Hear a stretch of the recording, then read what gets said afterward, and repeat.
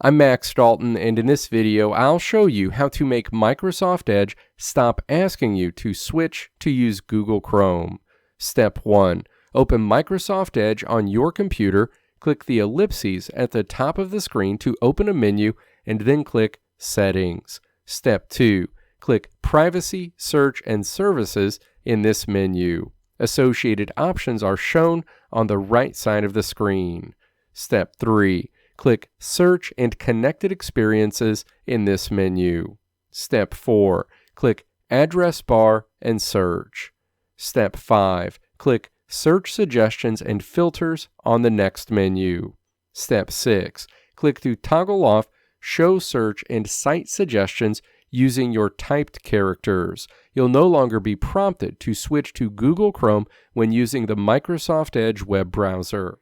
Let me know if this video helped you out in the comments below. If you liked what you saw here, click the video links on the right side of the screen to check out another video.